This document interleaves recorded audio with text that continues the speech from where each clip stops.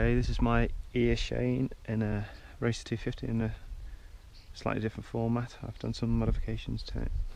So on here, obviously I've still got the 3S battery on the top, 2200.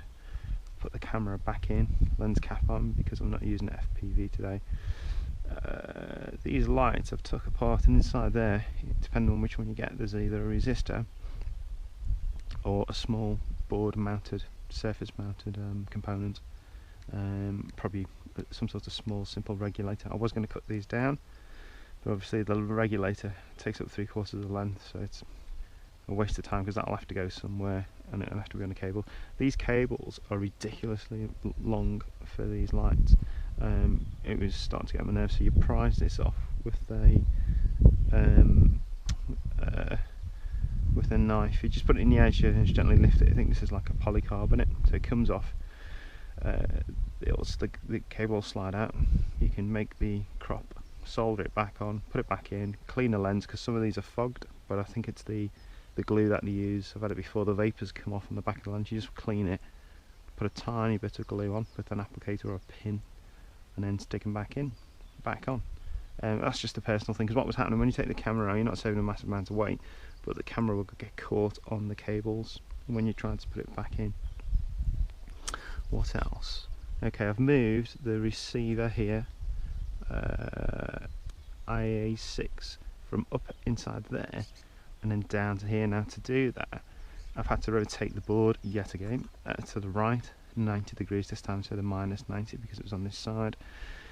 The cable was okay. This cable, which came with the i6, was okay, but the little 2-pin one for the power, I think that's the power, had to be extended, so that was a bit fiddly. And then heat shrink tubing up the side. On this side we have the video, so the video from the FPV camera mounted on the front to feed the transmitter, which is on here. This is a polycarbonate, I think it was like a transformer or something for old M16 downlights that you get. Very, very strong, very light. Ironically enough, it was just laying around and I cut it up, and it was perfect because the grooves fitted these two grooves, and then cable ties in. Now I've had this crash. This was bent down because it landed upside down. These all pinged off, and it did its job. The cables gave way, and it didn't actually damage anything at all. It didn't even pull the cables out, which was kind of cool. All I did was reseated it, checked this, the video was fine, cable tied it back down, worked a treat. And then this is the obviously the video feed and the power for this transmitter running up the other side underneath the board. I tried to keep it as clean as possible, and straight into the back of the camera up here. So again, that was an extension, very fiddly. You know, small low powered soldering iron, magnifying glass, and some helping hands or blue tack or whatever you want to use. I've seen on YouTube people using blue tack, but I've got helping hands. And a tip with the helping hands, if you use them like crocodile clips, if you hold a peg, a wooden peg with a crocodile clip, when you're soldering, you melt the insulation. It doesn't deform because it won't conduct the heat, it won't squash it. And if you move it right down the end, far away from where you're soldering, you just get a neater kind of finish. It's something you just learn as you're soldering. And that's it. Cables running up the side. What else have I done? Oh yeah, I've sorted all this out. These are just standard Eachine cable tidies, sorry, Velcro straps, battery straps. So I took the big chunks of plastic out because I decided roughly where I wanted it to protect it that way and that way, and measured it and stitched it. So one goes underneath the hole where the video, this used to be the aerial, and it goes up underneath the battery, which this stuff, can you see that? I tried to show it last time, you can't see, I'll show you it off. But this grippy stuff from a supermarket, stuck under the battery, over the top, round this, round there, trimmed down, same on here. Oh, this poor little thing, low voltage alarm, this has took a hell of a beating. A couple of pins broke, so I've broken them all off because I'm only using the 3S on this, so it saved me plugging the plug in the wrong hole.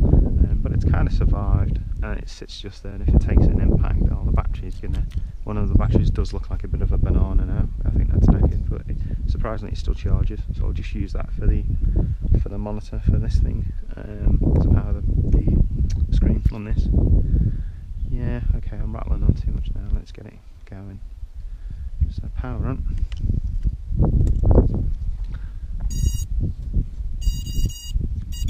And actually I did that wrong. Let's power it back off again. So again, doing a bit more research. This is a field I'm in today. And no one about to go. Someone right over there. So this field, I've measured it roughly from the trees down to where it goes light green. Over there's a path that's 600 long by about 200 metres wide, and then there's fields over the back there. Just to get a gauge on things. So get it on the ground and plug it in and let it go through its setup again. I might have to recalibrate it because those modes on life weren't moving. And the reason I've done that is because I've read up and apparently it's better to do it on a level surface, so everything's tuned to flat. If you're upside down, I think you can get problems when you first lift off because it's not calibrating itself to level. Okay, so screen on. And today, I'll put the LEDs on in a minute, but what I've done to switch this one here, switch one is normal, so it's all in what's it called, self-leveling. Okay, switch 2 is ratitude, and I think it's axis lock. So when it does that. So yesterday I was playing about on 2 and not on the bottom one, which I've set to rate, and I've set this quite slow rate of rolls and pitches, but just because for practice. So on 2, what I've been practicing is taking it up and doing a flip with it, and then obviously returning it back down again, and then it'll level. That's, I believe, how ratitude works until I get kind of used to it, and then I'll make the rolls and the pitches faster when I learn how to do that. Okay, let's get it up in the air.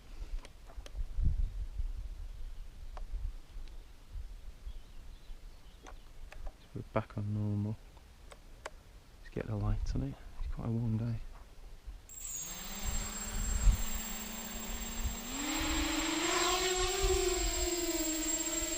There she is.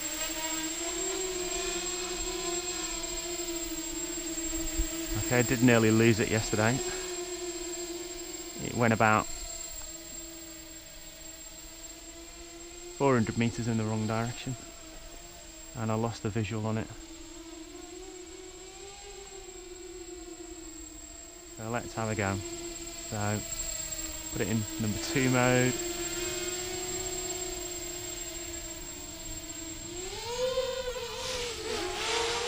Whoa, okay, that's how you do a front flip, but you see how slow that was? And that's quite hard now, talking and flying it at the same time, which is a bit hard.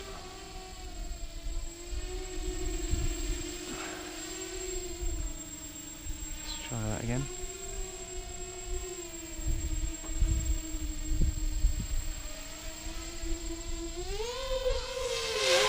Whoa, so okay.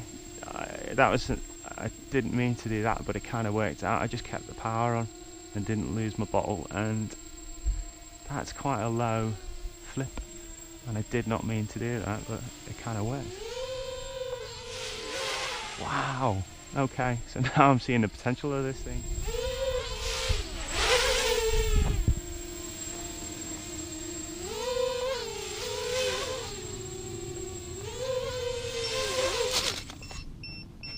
No damage again, yet again, but it was quite low to the ground.